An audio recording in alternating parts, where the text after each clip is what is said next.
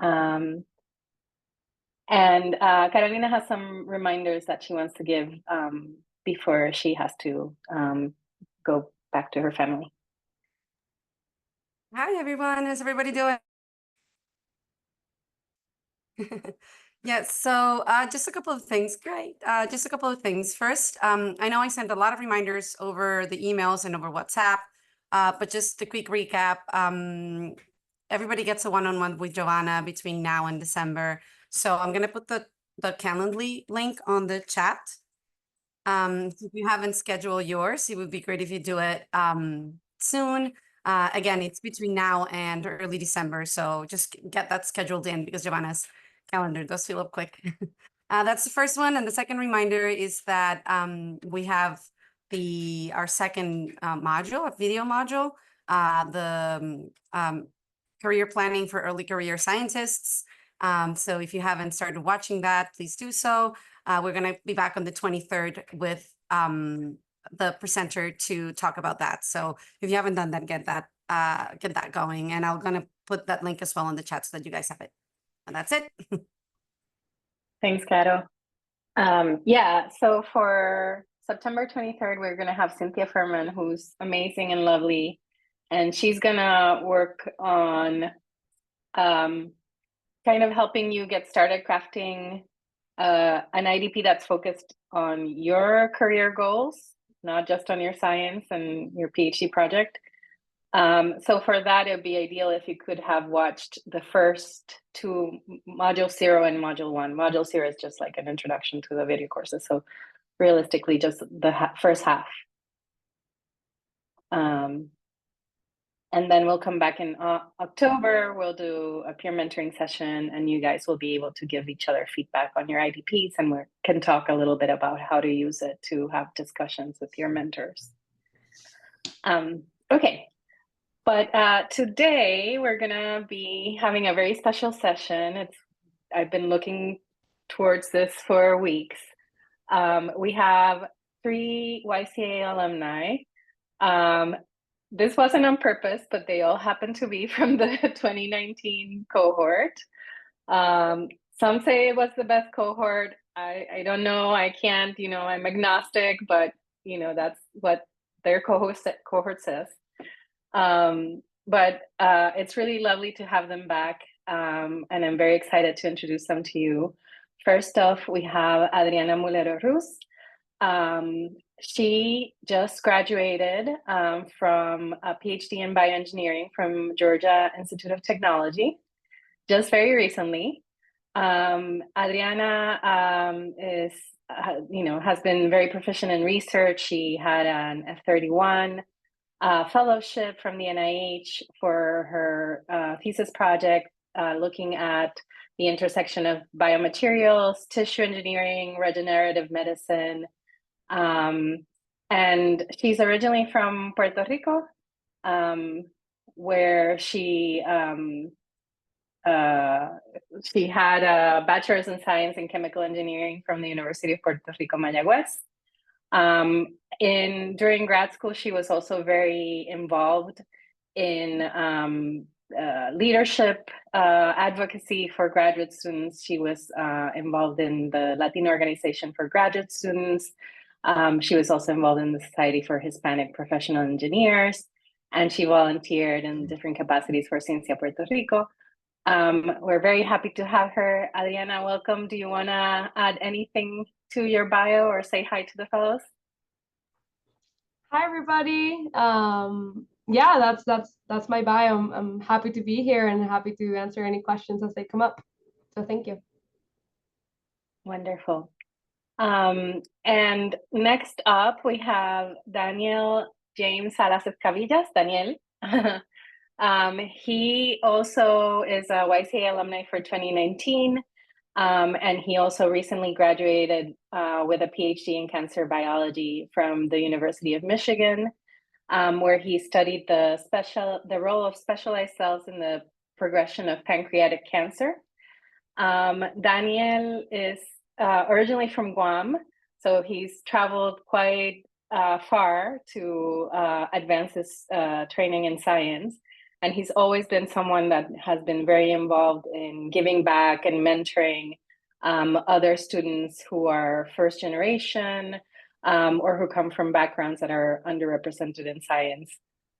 So he's someone I look up to very much, and he's very vocal about his science, his passion for science, and his passion for outreach.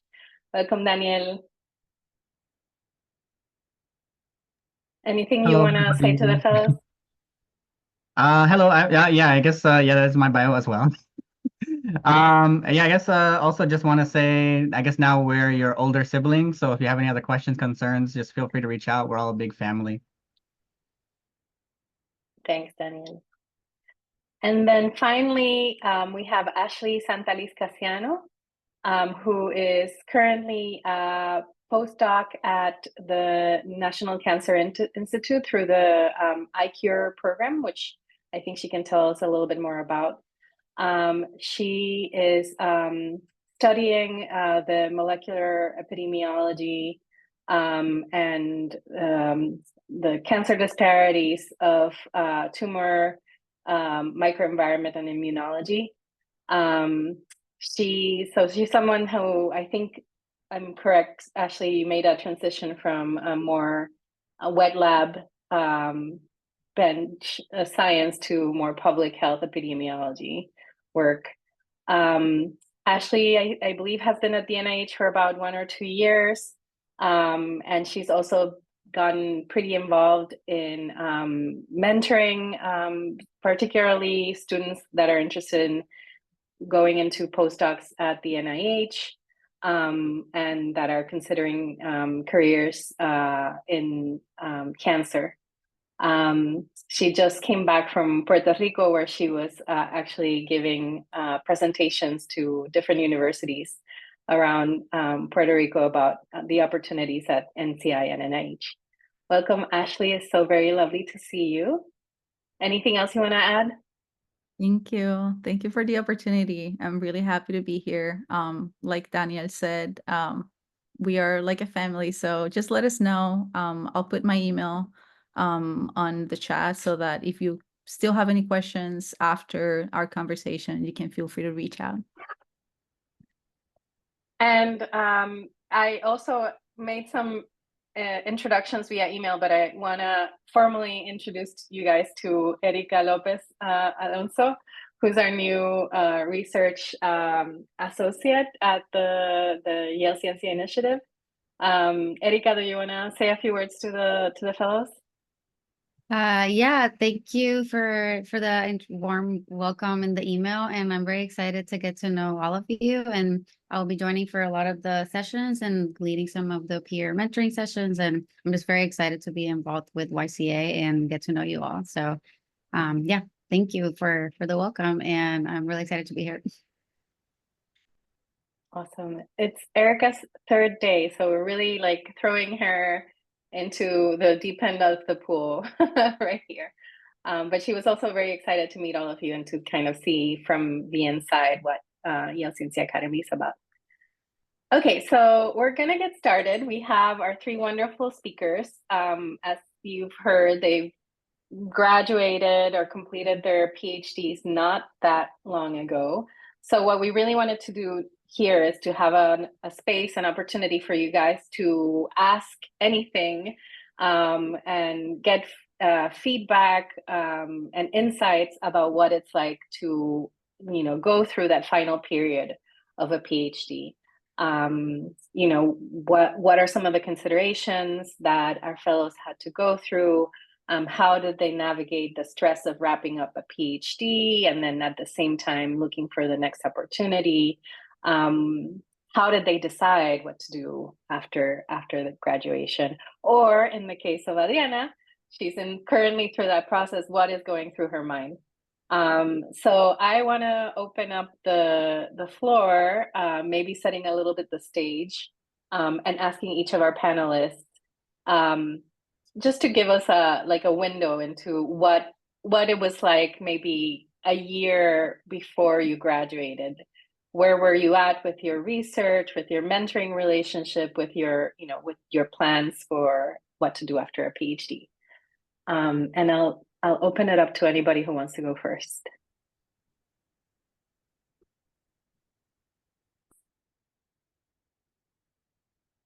I guess I can start. Can everybody? Okay, yeah, I'm not muted. So I think some of the key words for everything was to give myself enough time to have flexibility and have self-compassion with myself through the whole process of my last year.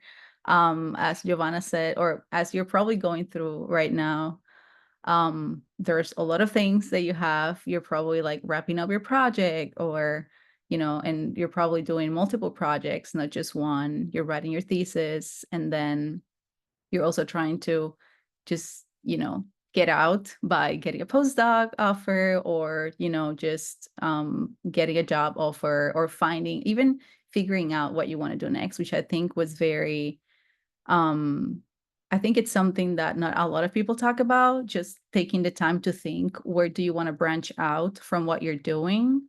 And I think that's where giving yourself the time to do that kind of thing was very important. I remember very, very early, probably like that summer before I started my last year, I remember going to a coffee shop and being like, okay, today I need to think and figure out, what do I want to do next? Like, I have to sit down, and it has to be like it has to be in my agenda, and I have to think about it, and I have to bring it up to my mentor and talk about it.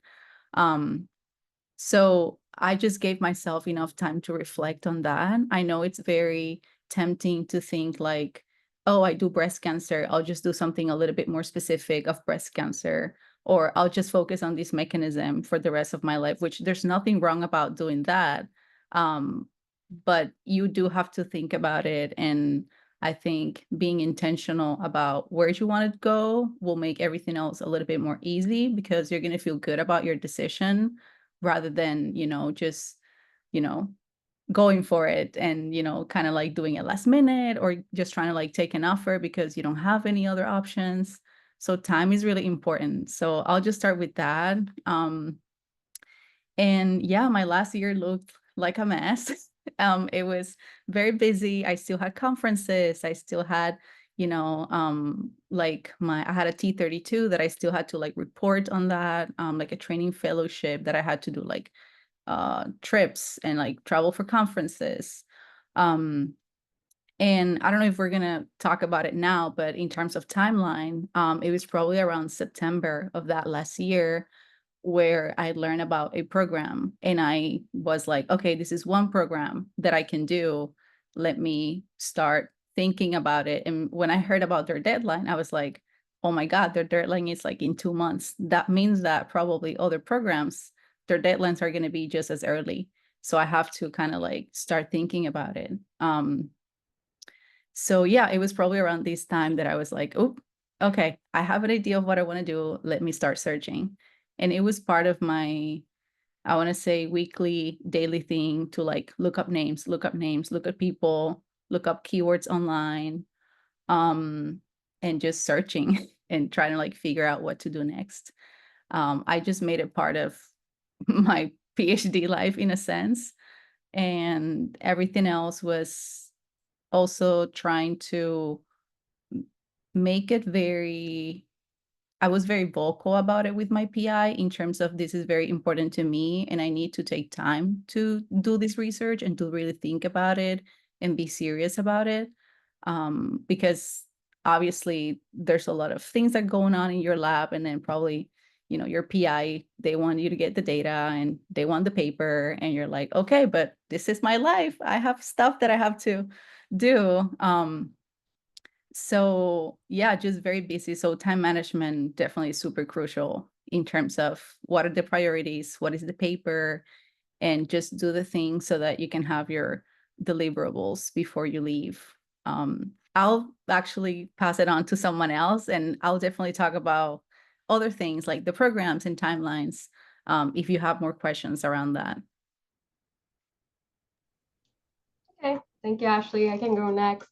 So I guess my last year was very interesting. I definitely started talking to my advisor about a year before I defended. So I definitely recommend, keeping that conversation open with your advisor in terms of like, how's your research going? Around what time you want to defend? Because originally, around April, I talked to him about potentially defending in May, and I didn't actually defend until late June. So like it's, even if you start setting some dates on the calendar, it can definitely be pushed on, but like having that pressure and like talking to them about it, I think definitely helps. In terms of my research, interestingly enough, a year ago, I had one review article published, and all of the data for the article that I published for related to my thesis, I got that data 6 months before I published it. So I don't know if they tell that in your program too, but in my program, it's very common to say that in your last year, you basically get all the data you put in your thesis, because in your initial years, it was more focused on learning how to do the experiments, trusting your data, learning how to design experiments, and it didn't, I was able to get all that and get it submitted right before I submitted my dissertation document. So also one point from Ashlie, how important timelines are. So it was like very important for me to check also like when is the deadline to submit for graduation. For me, it was like in the beginning of the semester, even though I was finishing up in July. And when do you need to schedule your defense? Like I had to schedule a couple of months in advance because all of my the people in my committee were super busy, so that was a big consideration too. All of that communication, again, keeping that communication open with your advisor. And yeah, I was working long hours at the same time I was planning my wedding, so it was a hectic time for sure. So I definitely recommend you to keep thinking about your experiments, but also again, talk to your advisor. In terms of next steps, I looking for what I wanted to do professionally. In the past year, I've done, I don't even know how many, I'm gonna say more than 30 informational interviews. So that's like where, I'm sure you've heard that term before, but it's when you are calling and talking to people and scheduling time to meet with people and trying to learn what they do in their job, and try to get an idea of what career path you want to go down in. And hopefully these people, will keep you in mind when something opens up in their company or if something opens up in their organization, and you let them know. But you want to start those informational interviews before, like I think about a year before, so around the timeline before you actually are looking for a job, because it's important to have sort of an idea. So that's what I've been doing. And in terms of what I'm doing right now, so I finished my PhD, as I mentioned, late June of this year. And then I got married and got on the honeymoon. So I didn't get back until early August. And I was very grateful that my advisor, my PI, he hired me as a temporary worker. So my official title is tech temp or lab support. But basically, it's an hourly pay that I get to still be paid by him. And at the same time, I'm wrapping up some experiments for my paper. And, at the same time, I'm looking for jobs and talking to people. And the type of jobs that I'm interested in like science policy fellowships. I'm also interested in getting outside of the bench jobs. I'm like more like science administration type of jobs. So I'm applying to like nonprofit organizations or professional associations, and also the federal government. So it's been an interesting point right now. And I think to a point that Ashlie mentioned, have self-compassion, because I definitely around this time, because I'm somebody that always had the next step lined up and ready to go, and it felt exciting to finish a PhD, but not to have an offer in my hands right after the PhD. It felt like, a little bit of a failure, and I had to constantly reassure myself, like, it's okay that not have anything. You were because it comes to a point that I was trying to apply for jobs at the same time. I was trying to write my thesis and doing the experiments and plan the wedding. But even if you don't have the wedding, it's a lot of stuff, right? So it's okay to take that time now to, you know, to slowly go through it. And we'll see. Hopefully in the next month or so, I'm gonna have there's something cooking in the book, so I'm excited to share what the next steps are going to be. But that's it for me. I'm gonna pass it on to Daniel to see what his thoughts are. That was an awesome half a day, everyone. So yeah, kind of again similar. I was really thinking about timeline as early as I think 2 years before, because I already knew that I wanted to do a postdoc, and I kind of knew that I wanted to stay in pancreatic cancer, which is the field that I'm in now. So as I was going to like conferences, like even like Abercam, SACNES, just like networking, which sounds scary, but it's really just talking to people about like your research, and it's a lot of fun actually. And like figuring out like kind of similar to what Ashlie was talking about, the different like programs. There's like postdoc preview programs. I did like 3 or 4 of those, and that was very, very helpful because it kind of put the like job hunts kind of almost in like a more familiar aspect of like it's similar to like going through like graduate school interview, because you're meeting like 3 or 4 different faculty. You're giving maybe a little, sometimes a small presentation, sometimes not even at all. And then you're meeting some people in the lab and stuff like that. So it's a lot less pressure, I feel like, going through those programs. And I think I was supposed to go through the NCI program also with Ashlie, but I had a conflict. I was in Italy at the time at another conference for pancreatic cancer and networking there. So it was a lot of fun. But now I am going to be doing a postdoc in Johns Hopkins, so a little bit down the road from Ashlie.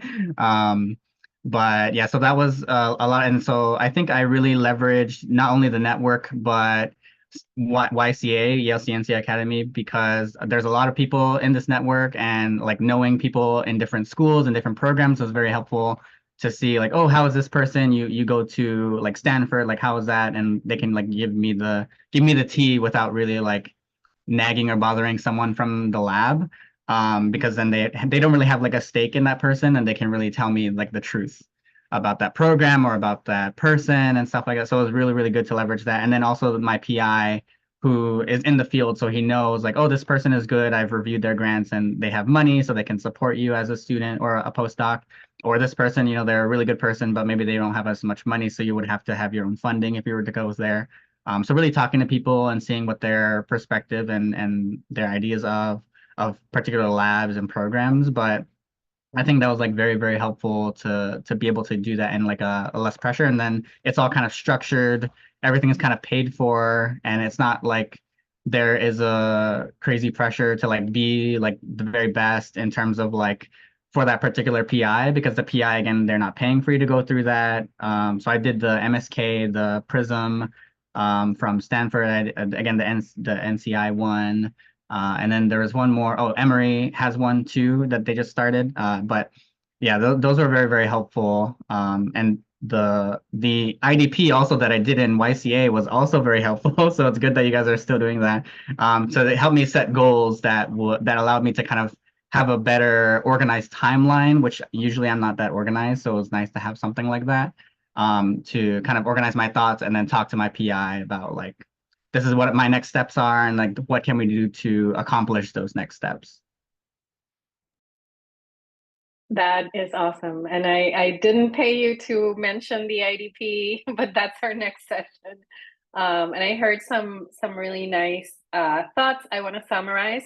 But I also, you know, I want you guys to lead the discussion, the fellows.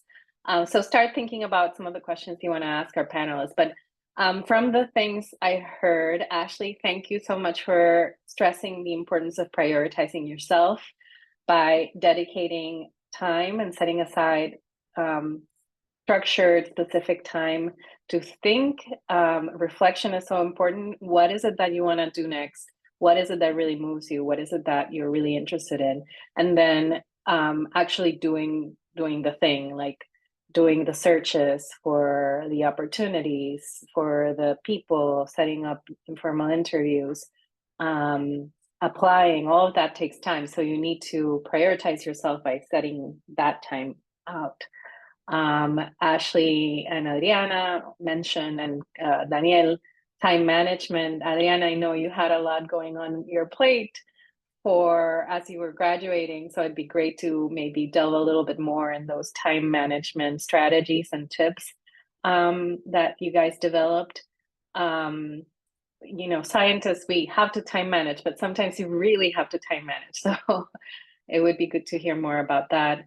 I also really like the point about the importance of communicating with your advisor and the other people that are involved in your graduation, knowing what those timelines are, when you have to submit your thesis, when you have to do a defense if your program requires it, and then having them be a partner in that process so that you're not left, you know, in the lurch.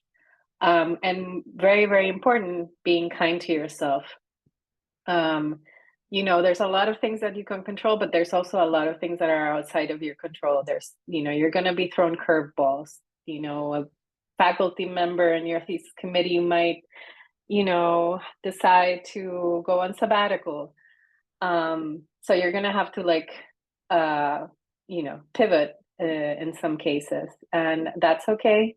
That's, you know, like Adriana said, you know, that these things happen, and you can't put so much stress on yourself to do this perfect, because nobody does this. There's no perfect way of doing this. So yeah, so thank you so much for those beautiful introductions. Are there any questions from our fellows?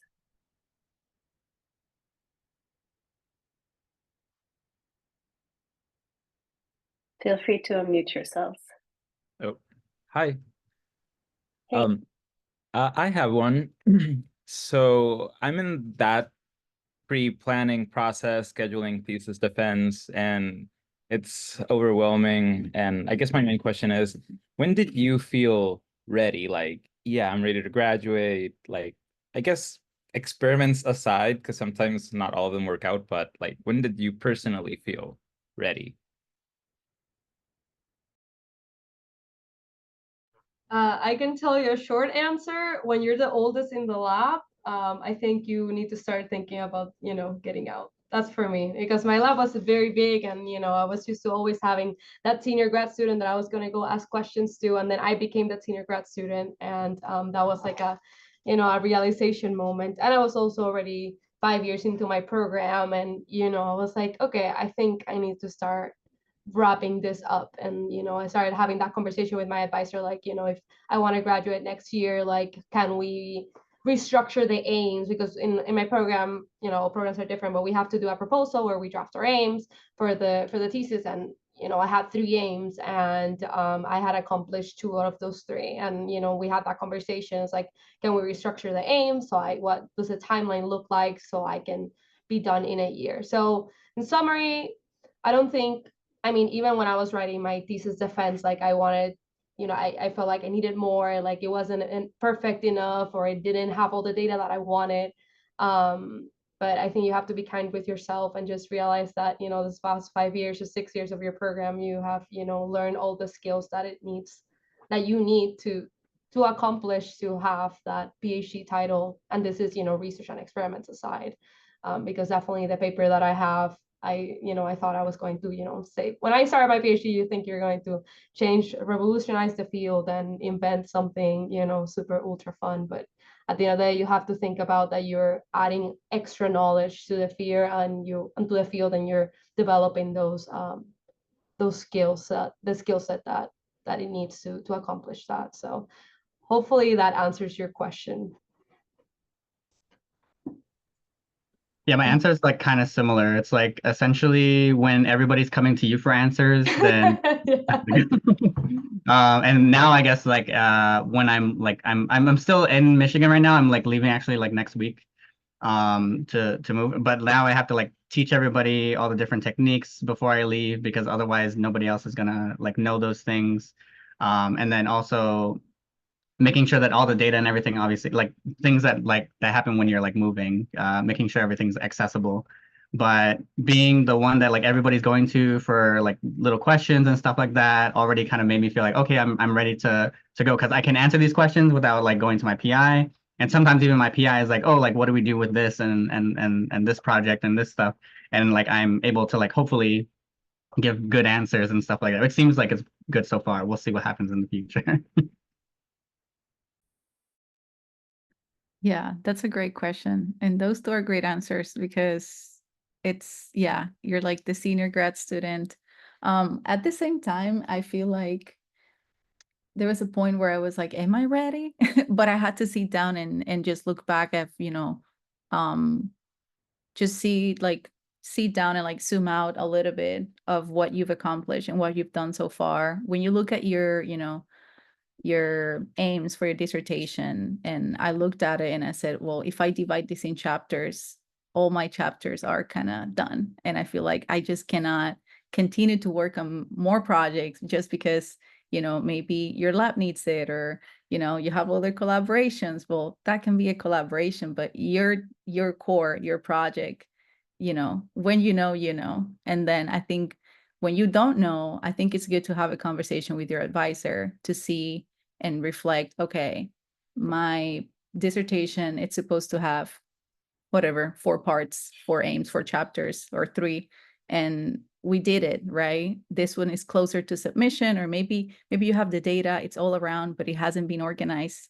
It's a good time for you to take leadership and organize everything in a way so that you go to your PI and you're like, okay, I think this is it. I think these are my chapters, and I think that it's time to wrap up.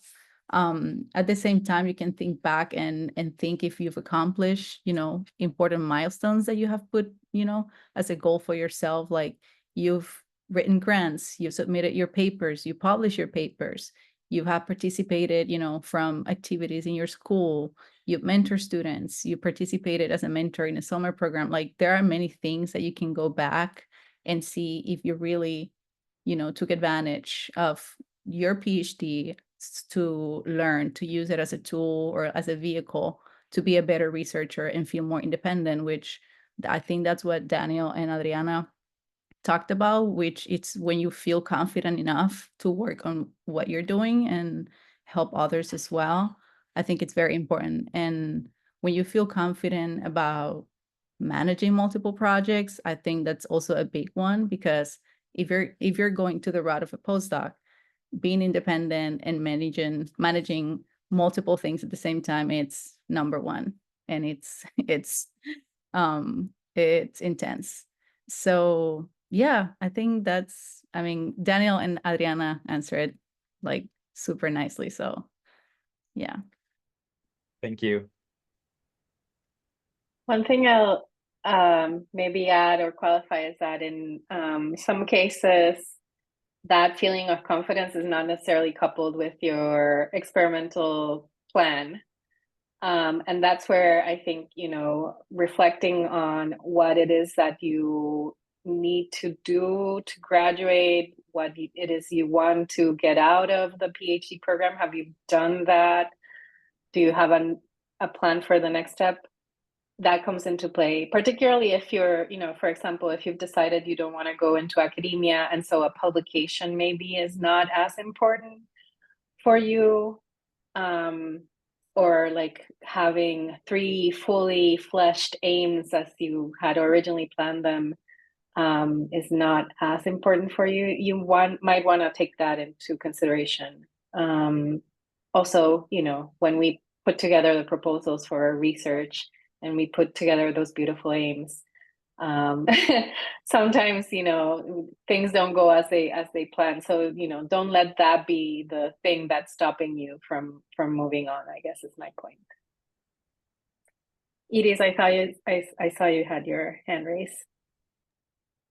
Yeah, I think a question I have for the panelists was, I was sort of wondering in your transition from like, I think more so like if you're sticking that like for your postdoc, how do you make that like sort of negotiation of like when you end and when you start your new position?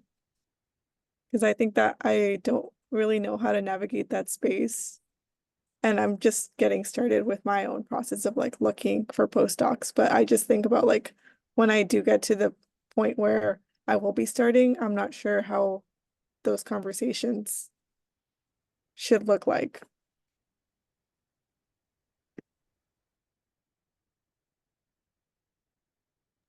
I guess I could start this time. For me, there was kind of a mix, especially with those preview programs. You kind of get a mix of faculty. So some of them, which were the ones that worked best for me, were essentially like, oh, like whenever you finish, I'll be ready for you as like to be a postdoc for me. And then some of them were like, I need your answer now, tell me now, and let me know if you can start within a month or so. And at that point, I think I already like knew like, okay, this is a really cool like person, this is a really cool lab, but I think that for me is not work in terms of a timeline. Like I'm still trying to finish my thesis, or I'm still trying to do my pitch, essentially all the different things. And usually when somebody said that and I told them like, oh, these are my things that I need to work on, then usually most of the time they're like, oh, okay, like I understand that, we'll work on like this, that, or the other thing to make sure that you start when you need to start. And then some of them, which I think I did mention this in one of the YCA chats, like, oh, this person is really wanting me to start now, but I can't do that now. So like, what do I do? And I like had like a conversation with one of the YCA, one of our cohort, and they really like helped me like kind of understand like, okay, this might be a good lab and a good like essentially a good starting point for somebody if you want to be like successful and stuff like that. But do you really want that type of like mentality going into your postdoc? Like hitting that ground like as hard as they want you to hit it based on the type of person that I am. So like it might work for some people, but it might not work for others. For me, that wasn't something that I wanted. It was kind of a red flag for me, and I talked to other people, and that was a red flag for me. But most of the time, they would work with you, especially with like usually people like kind of the PhD process is a very like flexible timeline deadline thing. There isn't really like, and in 4 years you're done. I know like what deadline I or when I can start my job and stuff like that. It might be slightly different for like companies, but for the most part, they're pretty flexible. There's just very rare instances where they have like a hard deadline, and that's mostly because maybe there's like a grant or something that they need somebody to work on.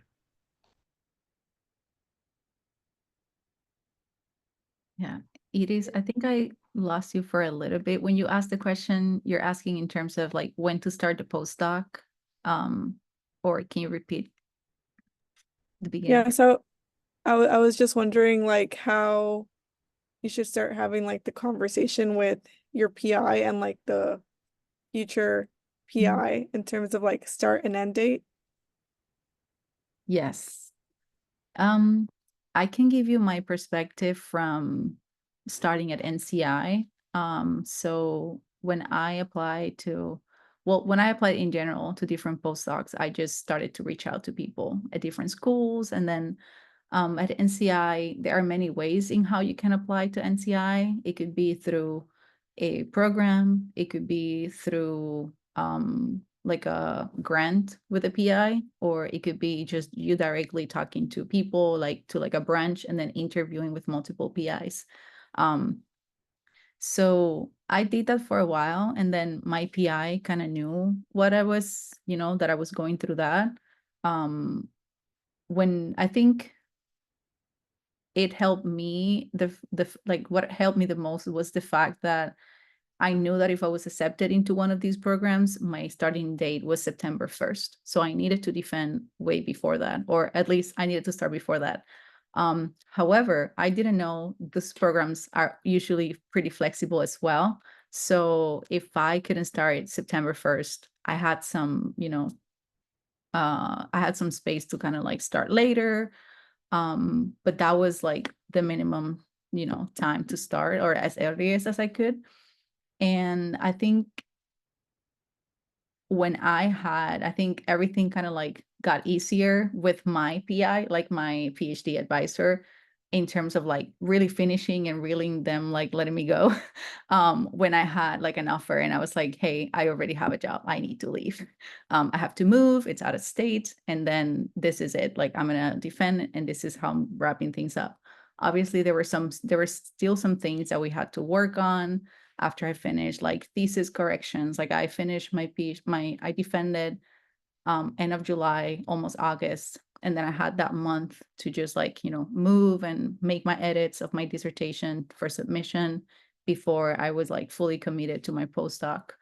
But as Daniel said, a lot of the times, there are not set deadlines, except if you're coming into like a specific grant or a specific program where they need you there physically or, virtually, whatever the capacity of your work is, to start working. So at least that was my case. So I needed to be here in the DC area, Maryland, to start working. So that's the case for some programs, but yeah.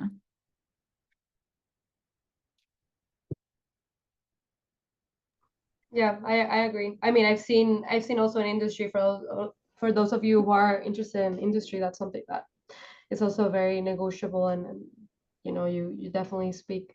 And I agree with Ashley's point. I've seen from other people on my program that they go to the advisor. If the advisor is being very hard-headed, they're like, I have an offer, I have to leave.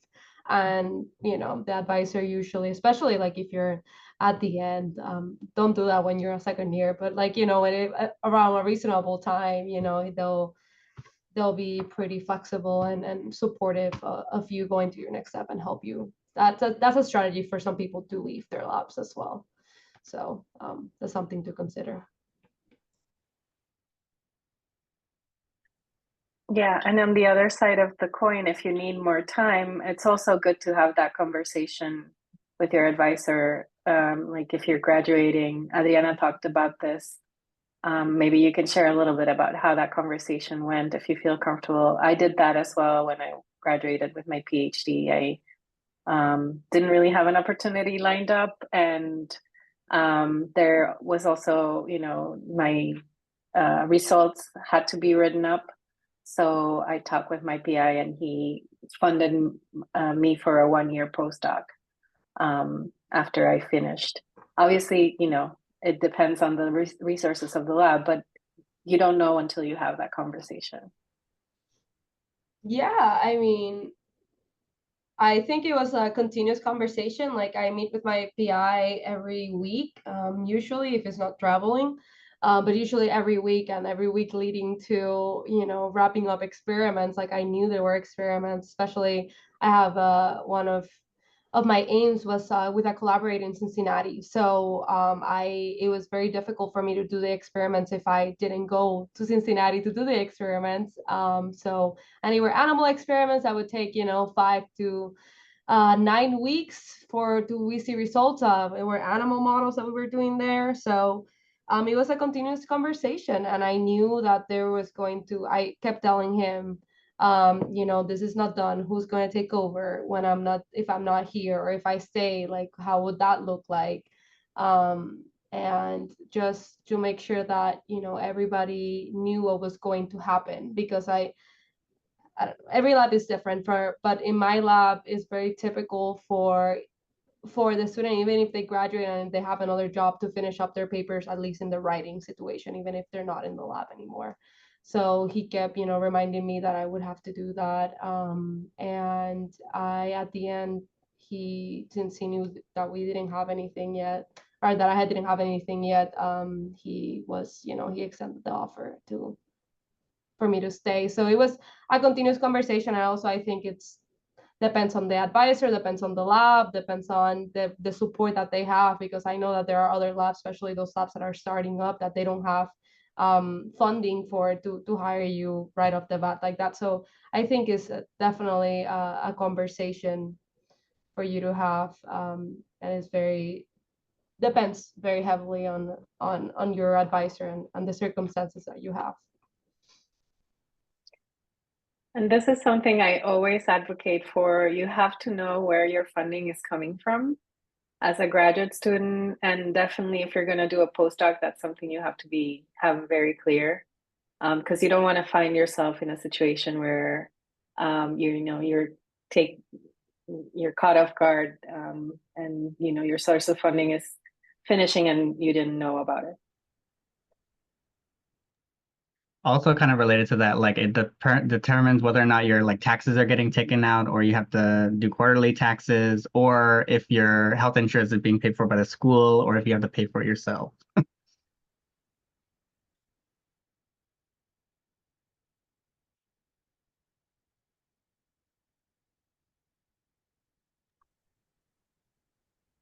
Go ahead, Kiki.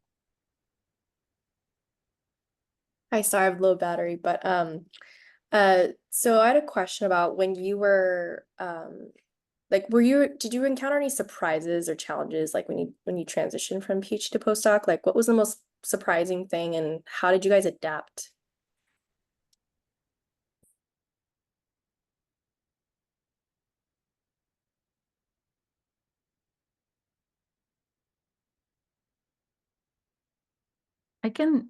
Yeah, I'd say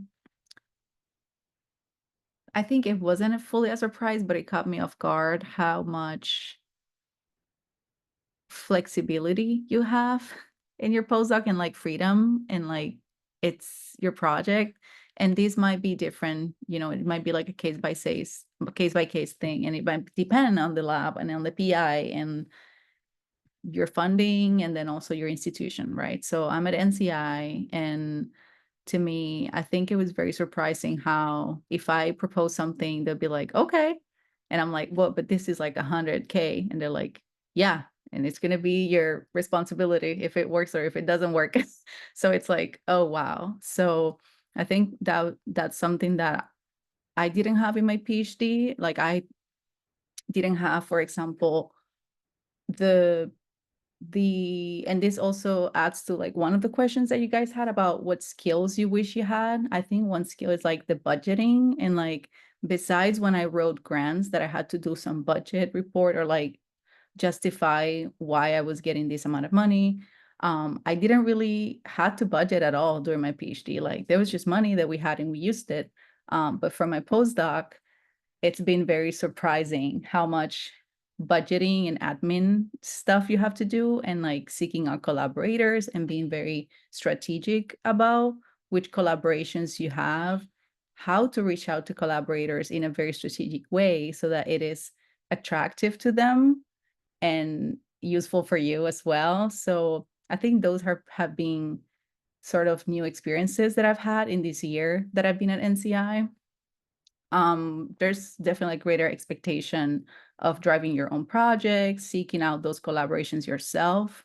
So you have to identify the people, you have to make sure that these are the right people and not just because they seem like friendly or because they seem cool. I mean, that could be a good reason, but definitely there's a lot more responsibility. And although I know this was going to happen and I actually wanted this experience and this is what I really wanted to have, it was definitely like, oh, okay, so this is it. Like I'm here now. Yeah, so that's been the surprising thing. I actually can't complain because I do have a great mentor that has been like guiding me through it, putting me in a situation where it's kind of like you're on your own at the same time. Hey, I'm here if you need me, but it's your stuff. It's your money. It's, you got to do it. So I think that has been the little surprise, but not super surprising, but yeah.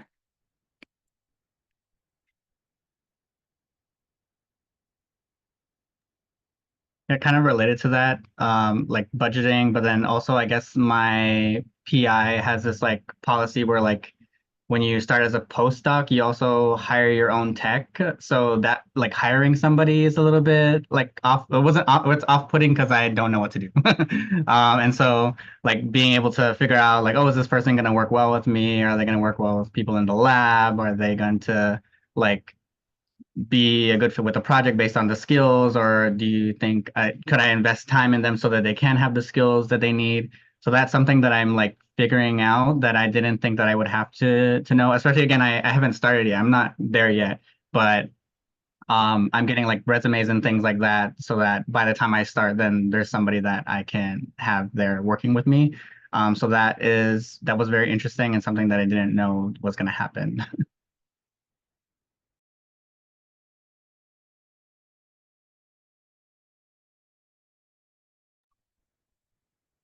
Go ahead, Adriana.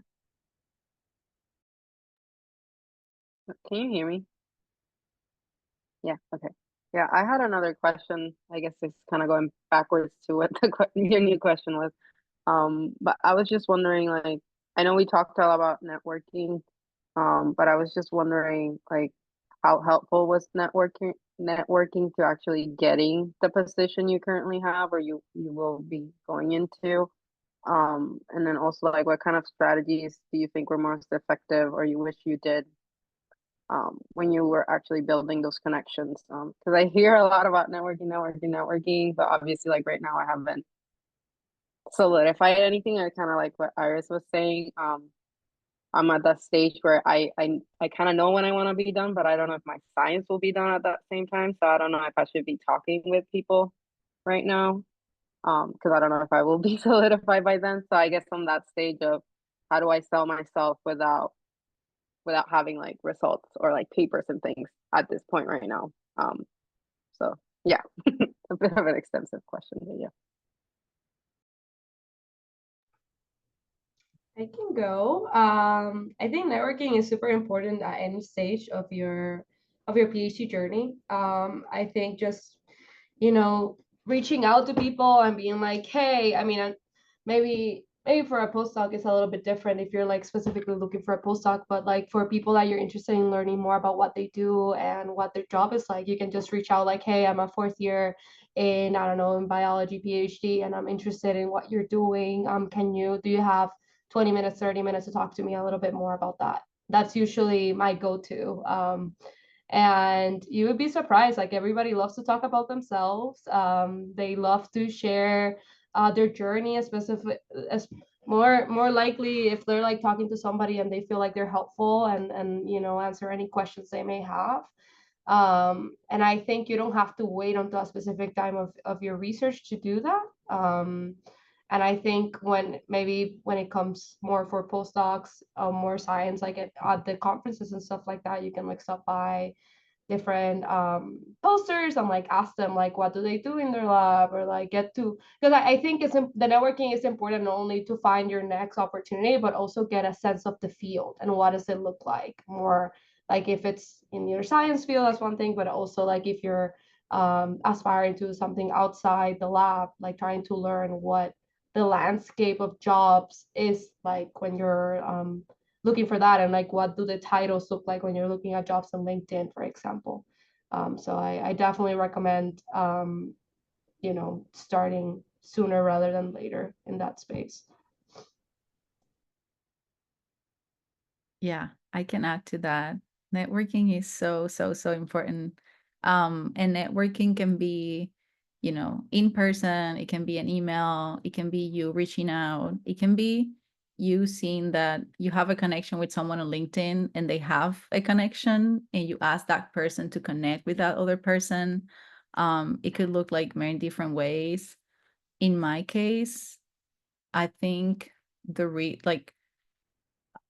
at NCI because of networking. I mean, initially because I didn't know that NCI had like any different programs, and I was like, NCI, yeah, that sounds like a big place. I would love to go, but I was like, nah, I don't know. I don't know if that's going to be a place for me. But then I was at a conference and I met this person. We're like at a networking event, super casual, and we're talking about how, oh, I would love to go to the East Coast. Oh my God, NCI. And then there's this guy, he's like, oh, I work at NCI. I have a program. And I'm like, what are you talking about? And they're like, oh, what kind of research do you do? You should apply to a program at NCI. And then they just hand me their card. And I'm like, okay, I'll think about it. This was super early, probably August. But then when I saw the program and I started to like learn about it, I decided to apply. And then even after that, I think when I was ready to interview with many PIs, I actually reached out to them. Like some of them I had already reached out to them. So I think when they met with me, they're like, oh, I remember you, or oh, we already met at a conference. I'm so glad, that we're connecting now. So definitely network. And then it can also look like you exposing yourself, like going to conferences and present your poster And, you know, people come talk to you and they're like, oh, when are you graduating? And you're like, well, I'm not graduating yet, but when I'm ready to graduate, you know, we can talk, or like, I'll let you know. That happened to me a lot in one of the conferences at my later stages when I like presented, like, you know, most of my work. People were like, oh, so this is what you do, and do you want to do this in something else? And I was like, I'll be open to do that. So really nice conversations kind of start like that. So, but yeah, it can be very it can look very different. It's not just you know, going to like a networking event, but you know, even virtually. If you see someone, there's probably someone else in your network that might know that person, and like an introduction is always helpful from someone they already know. So just don't be afraid. What's the worst that could happen? They can ignore you. They can ignore your email, and that happens. So that happened to me a couple times, and that's okay. But yeah, there's always going to be people that are, you know, going to be glad to work with you. So yeah. I would say it's never too early to talk to anybody, kind of what like people are saying, you know, Ashlie and Adriana, you know, as even if you're not at that timeline yet, you might be later. And again, they might not be looking for anybody yet, but they might be later. And so it's, you never know what happens. And again, similar to Ashlie, I've had people who were like, oh, like, are you graduating now? No, not yet. And then when I am ready to graduate, like, hey, like we talked at this thing, do you remember? And like, I'm going to be graduating soon. Are you looking, or I'm going to this preview thing. Do you mind talking when I'm there, or we can set up another time later? And then the thing about like publications, there's like other ways to market yourself. Like if you're at a conference, you already got a presentation at the conference, or you've already got hopefully like a travel award or something. So there are like awards and other things that you can use to market yourself. You know, this program, again, is essentially you're showing that you're preparing yourself for that next step. That's already something that that's very important that people really think about, or see on your CV or resume, and show that you're kind of being proactive. So there are other ways aside from publications. You know, obviously publications are good, but other ways to kind of market yourself as someone who would be good. And again, the whole thing about like networking is like communicating your research and how excited you are about their research and stuff like that. So I think that's like the most important thing, is like being able to talk about what you do, and liking what you do, and then liking what they do. Because then if you like what they do, then that means you want to do what they do, and they would want someone like that in their lab or in their company anyway.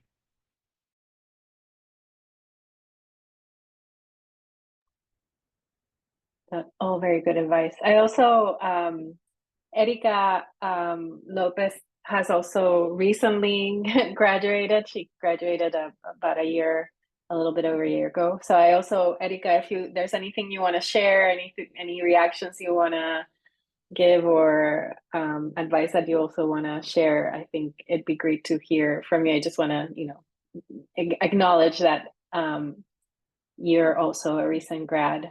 And we were talking this afternoon about a little bit about, you know, the time management aspect, and how, you know, that final year, particularly if you're, you know, you start making really good progress with your research, sometimes you have to, you know, that has to be the thing, the focus that you have to put. So Erika, if you want to say anything.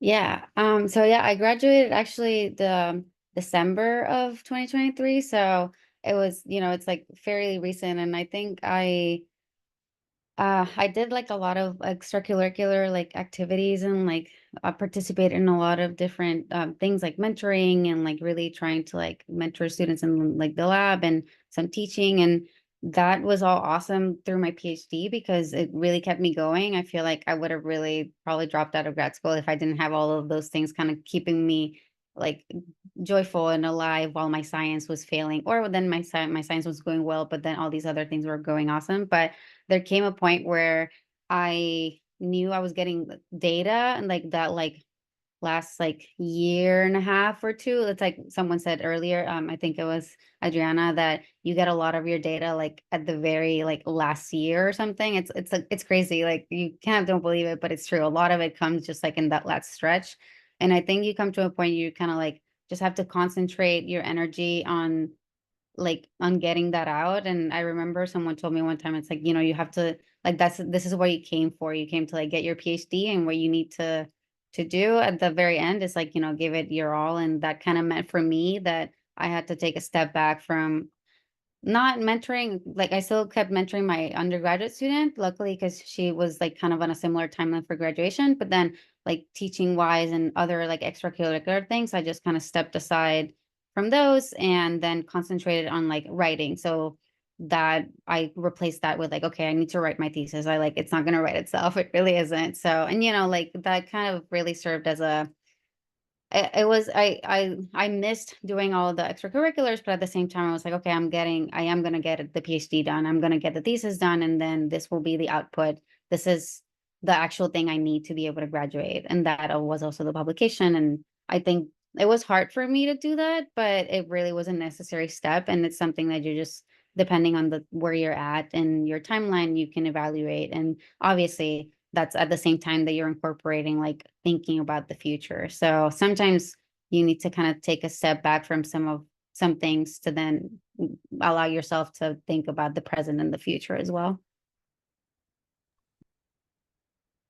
Yeah, and I think that's something that you know, it's very unique, and I think a universal experience when you're finishing up your PhD. But in general, in science, these, you know, it's a career where will come certain moments where you will have to, you know, if you really want something, if you really want that result, if you really want that grant, if you really want that publication, you're going to have to really, you know, focus and concentrate on getting that. That's why, you know, science is challenging, and you do have to have some resiliency in order to continue. You know, I myself, even though I'm not doing lab research anymore, I still have to write grants. I still have to pull out all-nighters sometimes to get those things. But these are things that I choose for myself because I really feel passionate about what I do. And hopefully,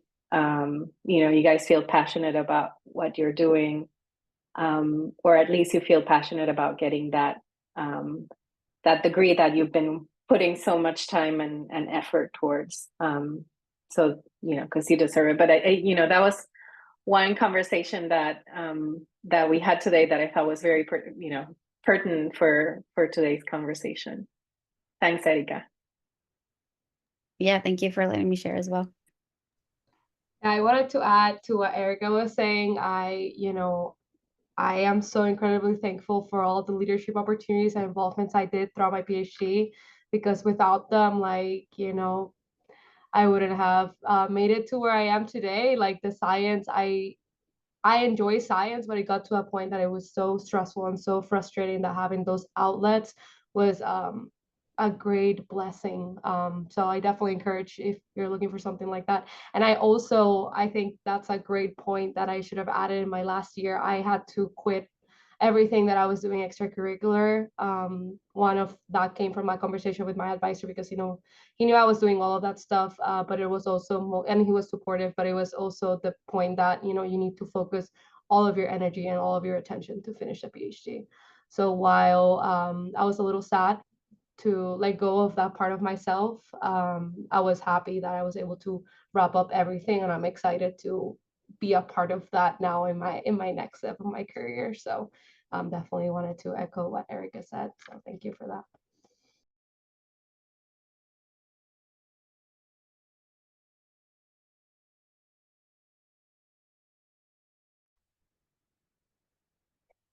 So I think we had a number of questions about like the postdoc search or the job search. And we also had put a point, like a bookmark, on time management skills. So maybe we can talk a little bit about that. You know, how was that search process for you guys? And what tips and strategies do you have for like setting aside time with all the other busy things you're doing as you're wrapping up a PhD to focus on the job?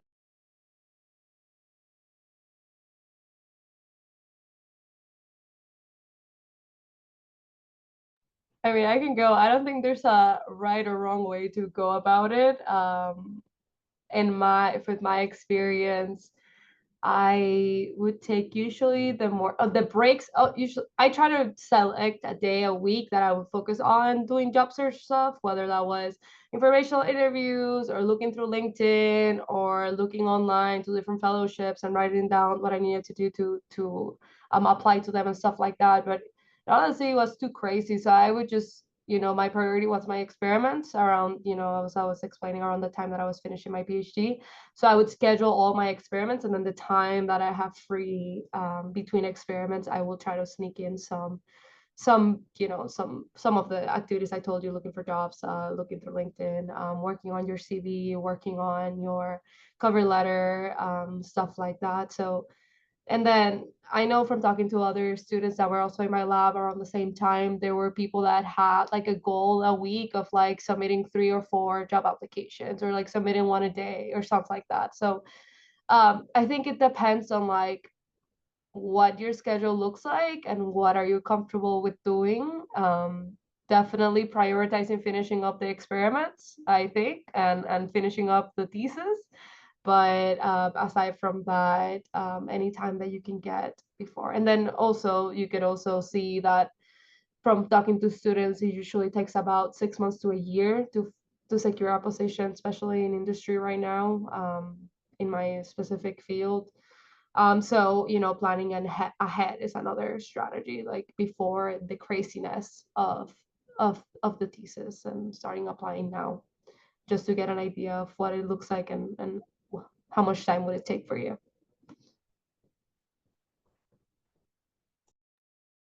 Yeah, I kind of had a similar strategy, kind of setting aside a specific time. Usually it'd be in the morning as I'm like drinking my coffee, like waiting to like wake up, and like instead of like most people would be doing the Wordle, I'm like looking at like applications or statuses, or looking at, preview weekends, things that might be available. And then what's super helpful is like the YCA, like kind of like forum thing where they send you like opportunities and things like that. Usually as soon as I see them, I'll like put it on my calendar at some way, shape, or form to apply to it or to look into it. And so I like live and die by my Google Calendar. Every kind of like area of my life is kind of like outlined there. So if anybody ever got a hold of that, they could steal my identity real quick. So being able to, I think, organize with that, I think has been very, very helpful, through being able to like set your specific time and whatever like works for you. Again, like what works for me might not work for other people. Just whenever I found myself, that's essentially when I found myself like not really doing much. I would just like usually like watch TV in the morning while I'm drinking coffee. So instead of doing that, maybe the TV will be on in the background, but I'm also looking through things. And then again, like also Adriana said, like don't let your work kind of slack off, maybe a little bit, just to like get stuff going. Once you get going and you know how things work, then again, pick up again, so that because again, if you want to finish, you need to finish your work before you can go to that next step anyway. So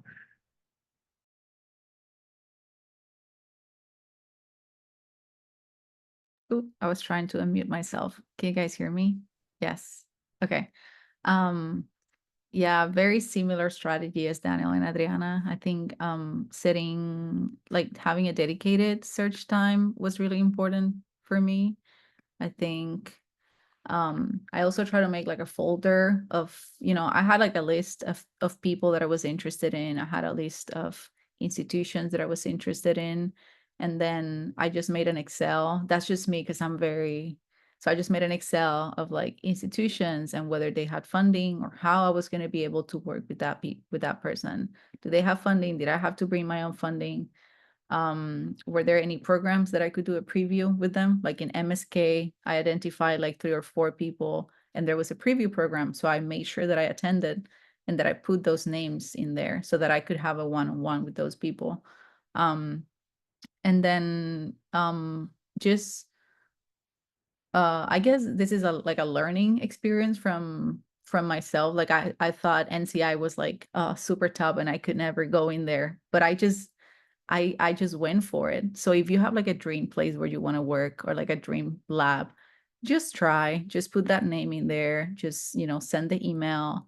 Don't procrastinate sending that email. Don't think that you're going to get a better candidate after you do this, or don't think that you're going to be a better candidate in a year. Maybe you will, but your interests are still there, and it's better, to reach out.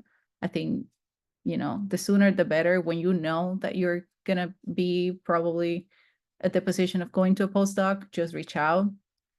In terms of strategies, I think I also reached out a lot to my tribe and people that knew what I liked and what I wanted to do. I just reached out and I said, hey, is there anyone in the East Coast that is doing molecular epidemiology? This is what I want to do. Please, let me know. And suddenly someone emailed me like, hey, my CV is in my desk. Do you want to talk? So networking, just let people know that you're in the job hunt, that you're postdoc searching. You'd be surprised. A lot of people, that are in the same field, they talk to everyone, they know each other. So I think that's helpful. And if they don't say your name, they'll probably tell you a couple names of people that you can reach out. So that's helpful. Just ask. Don't be afraid of doing that. I think the other thing that Daniel and Adriana mentioned was setting milestones. So for example, for 1 week, I was like, I need to have my CV updated. There's no excuse. I have to do it by this week. And so I'll add it to my folder. And then my next week, I have to have my cover letter or my diversity statement. And when I say these things, this is not something that's necessary for all postdoc applications, but for some, they are necessary. So I just went ahead and just did everything just in case. And if I was doing it for one application, then I just had it for one application, right? My diversity statement is not going to change. That's my diversity statement. So I think it's very important for you to have your own goals, internal goals, so that you can, have those things ready when you decide to send, the email. Or, sometimes people ask you for a cover letter. That's what do you do? Your research statement. Why do you want to join that place? Why that's the best place that you could be? Why? And I'm sure, you'll probably learn about it. And then I think the last thing was balancing everything with self-care. I literally tried to remember, how did I do it? How did I do it? And I remember that in that last year, I moved to an apartment that had a park close by. And I remember that I couldn't go on with my day without walking my 10,000 steps every day in that park. So whatever it is that you do, for self-care, like the gym or video games or whatever it is that you do, take your time to kind of decompress and do that. I think that's really helpful, and it'll give you, clarity of mind. So I really think of how did I do that? And I remember I was walking a lot. That was probably releasing all the stress. So yeah, I think that's how I went, into that stage of sending all those applications, reaching out. So yeah. I'm gonna say something really quick before, I just wanted to add, if your institution, that obviously depends on where you're at, but sometimes there's a career center or some sort of career development office. And I think for me, everything was very overwhelming, and it was very daunting to just my goal was to take 3 hours a week to do something related to job search. And I just kind of was very overwhelmed with it. But then that career office kind of would put up different events. So how to reach out for an informal interview, or they would do send us your CV, and then you can have a 30-minute meeting with someone that can check your CV, things like that I was very overwhelmed to do, but they kind of structured it because either they had the events or someone was available to just talk for 30 minutes. And that kind of helped just jumpstart the process before even getting to oh, I have everything ready to send out. Just oh, how do I even do my CV or update? How do I send this email? What am I supposed to say in the email? And so if you have something like that institution, definitely take advantage of it, because they love to get emails from people trying to get help to their next stage. Selena, I see you, and we're going next to you, but I saw the question from Sophia about what are the things that you need to put together for an application. It depends on the position you're going for. For most of them, you will need a cover letter, or it's really nice when, you know, and a nice surprise when you get a nice professional cover letter, even if it's for a postdoc position or for an industry position. Basically, it's and we can share templates, but basically it's a 1 page or 1.5 page letter that tells them who you are and why you're interested in that position, like what are your qualifications, kind of like selling yourself. Many fellowship applications, postdoctoral, if you're applying to a T32 or to a program that gives you like a fellowship to do a postdoc at an institution, you will have to put together some statements, personal statement, like a research statement, kind of like what you've done in your research, what your research contributions have been, and maybe a little bit about what your vision is for the future, what type of research you would like to focus on in your postdoc. Not a full proposal, but at least an idea. And definitely like if it fits with the institution or with the lab. And yes, I think, you know, diversity and inclusion statements or whatever you want to call them, for some institutions at the YCA Institute, that's something that's important to us, that to build an inclusive workforce. And so it's important for us that the scientists we're funding are scientists that also care about that. So, you know, it doesn't have to be just for people from underrepresented backgrounds, but at least we want to recruit postdocs that are committed to building a more inclusive academia. So yes, you're gonna have to put these things together, and it's gonna be very intimidating, but you have to bite the bullet, you have to put together a draft, you have to share it with people. And once you have that, then it's much easier the next application. You have a, you know, a starting point, you can reuse that. So definitely thank you guys for those points. Go ahead, Selena. Hi, thanks for all the advice. I guess a question I have is, as I'm putting together my list of PIs or institutions I'd like to do a postdoc in, I'm kind of wondering like more down the road, like when I'm applying to professorship positions, is it advisable to do a postdoc at a place where you eventually hope to get like a tenure track job? Or do they not like to like hire people who did postdocs? Just because I know that at least in my institution, it's kind of rare for PhD students to get professorship jobs in the programs they were in. So I wonder if it's the same thing for postdocs. At least so University of Michigan has a similar policy where it's very rare for someone to, like, I think you have to go somewhere else and then come back. So there are a lot of people who like do their PhD, they go somewhere else, and then they get a professorship back when you come back after your postdoc. Johns Hopkins, it seems like it's a little bit more common. Almost everybody in my going to be in my new department has been there as a postdoc and is there as a faculty member now. So I think it depends on maybe it depends on the department too, but it depends on the institution what they're like, and that might also be like an unspoken rule. So it might be helpful to like ask somebody specifically what they're training, because essentially also like when they're like looking for faculty, they're looking for faculty for like essentially expertise in things that they currently don't have at the institution usually. And so that might be also why they're looking from the outside in. But again, it might be dependent on that particular program or institution. And I've seen both, essentially is what I'm saying. Yeah, I think Daniel's advice of like talking to people at the institution or the program is a good one. I think it's also dependent on field. Some fields are more open to hiring from within. So I think in more clinical fields, I've seen that happen more, where, you know, you have an associate research scientist that's doing really great work and they want to retain them and they offer them a faculty position.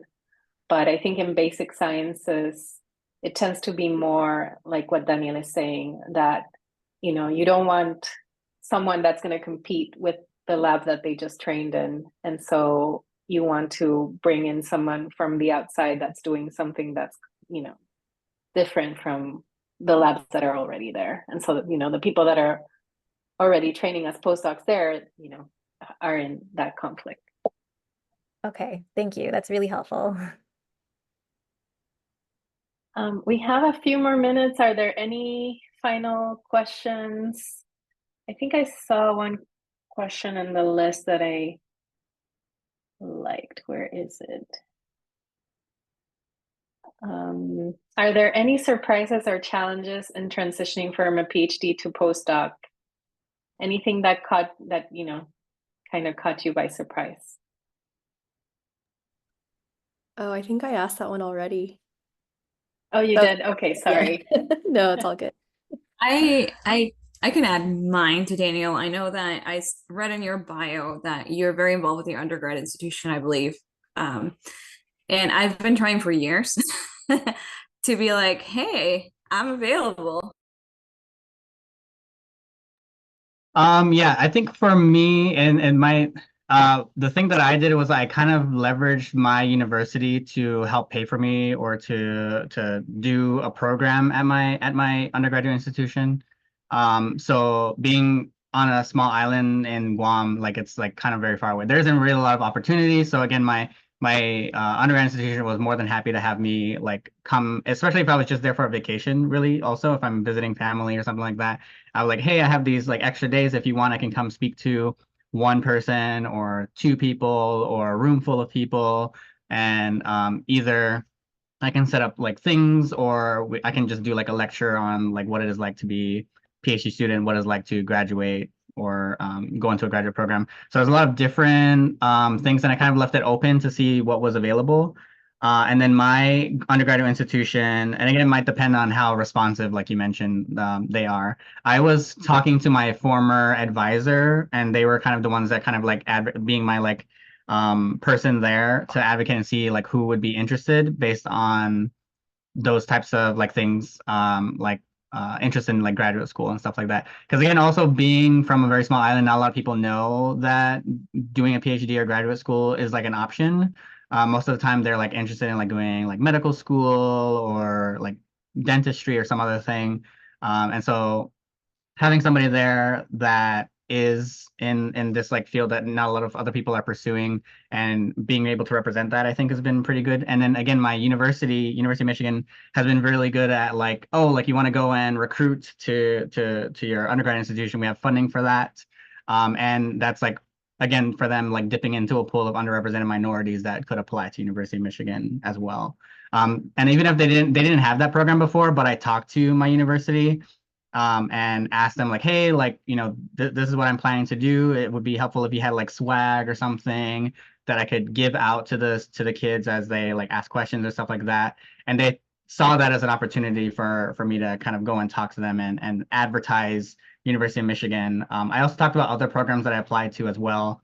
But I think being able to essentially like market yourself as a commodity for your undergrad institution or your primary institution, I think would be very helpful for them. And then also, again, obviously for you to be able to give outreach and give back to your institution. But again, I can maybe like set up some time to maybe talk about how I did that for anybody who's interested. That would be great. Kimberly reminded us that she does want to ask a question about letters of recommendation and what they should highlight. How did you manage the process of asking for them? How do you know that the person's actually going to write you a good one, which is actually a situation that we've observed. Unfortunately, that does happen. So there's some ways to go around that. Any advice for Kimberly?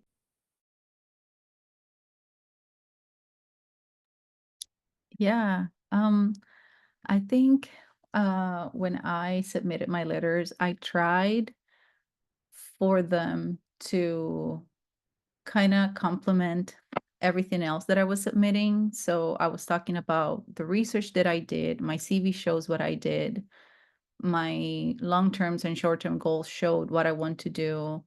And then I have, I include like some other things that drive me, right, in science, which is mentoring and, leadership and, having these programs for diversity, and things like that. So I needed the letters to support everything that I'm saying. So keep that in mind when you're asking for letters. So your main advisor might be able to provide a letter that talks about your research contributions, that you're independent, that you're an expert in what you're doing, how you're like good to work with, you're good to mentor, but you're also a good mentor.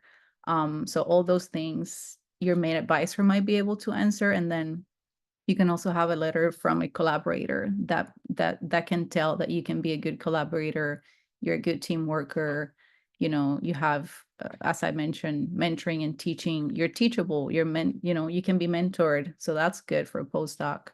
And I think another one that I just learned, it's that you should think about someone that can talk about your growth potential. So, you want someone to talk about how you can become a leader, someone that looks up to you and someone that says, hey, this person, Kimberly, she's great. And I think that you should give her a shot because she has potential to do this, and she can accomplish great things. I think that's also very important. At the same time, think about like how, like, think about, because you might have so many people that can talk about you, right? But think about that postdoc specifically. It might be, you might pick and select who will give you that letter.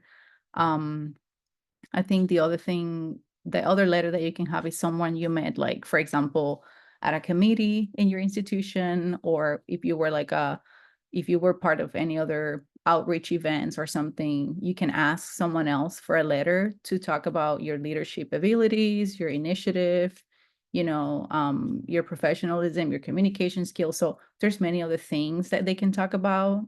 Don't just ask everyone to talk about your research, or don't bring people in as your letter of recommendations if you think they're all going to say the same thing. Try to like complement, your application, and definitely have a meeting with the people that you're asking for a letter of recommendation. Just sit down and be like, hey, can we have 30 minutes to talk about this position that I want and why I want you to be, one of those letters, and we can talk about it. So that will give them a little bit of a refresh of where you're at, what you want to do, and that will kind of, just refresh them of who you are and what you did with them or how they know you. That's always really nice because they meet so many people every day. So yeah, that's my suggestion.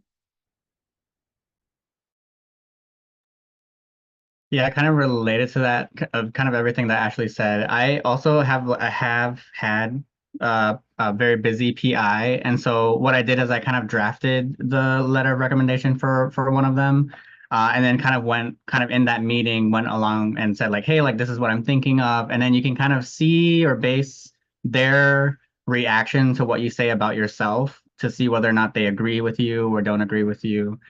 Or like say like also maybe like even help in terms of like, oh, this is maybe how we could word it differently or better based on whatever like prompt might be there.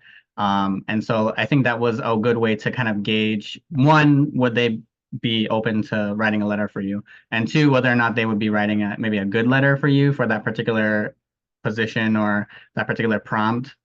I fortunately had good letter writers, and we had like a report, and they said that they would write me a good letter, and that obviously had worked out.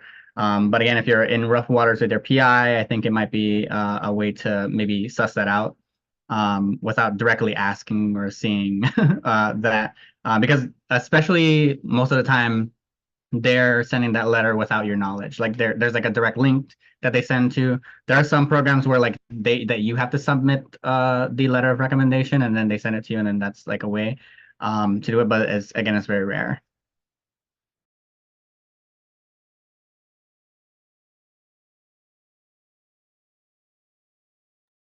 Sorry, muted. Adriana, any final thoughts?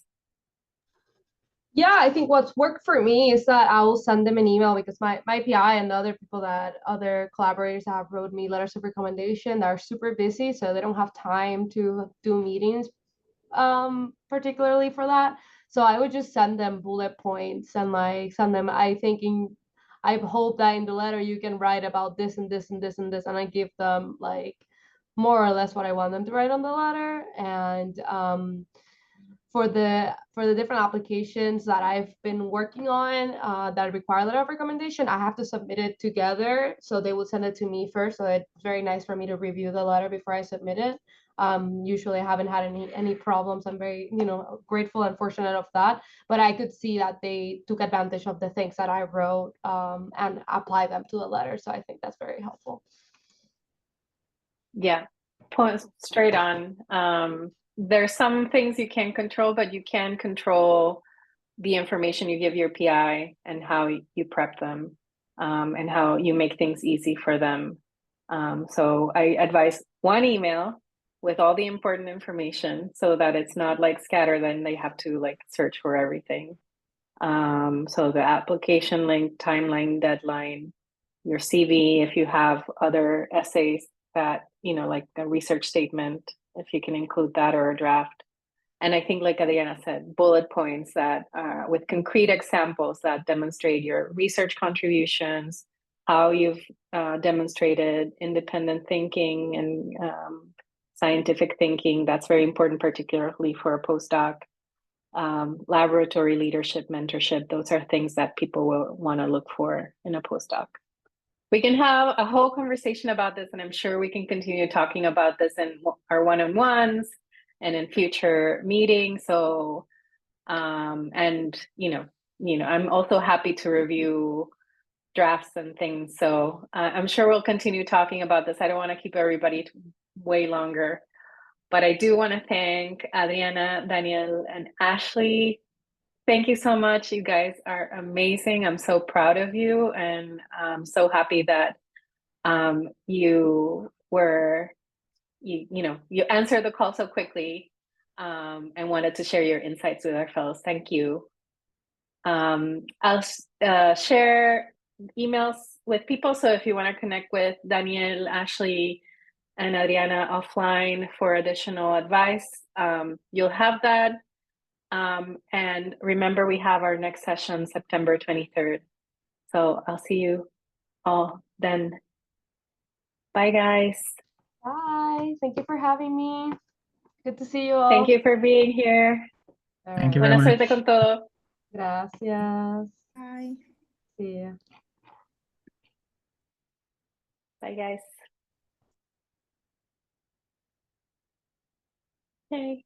Good night. Gracias, Erika. Gracias, Caro. Thank you Igual, for your help. buenas noches, nos vemos mañana. Nos vemos.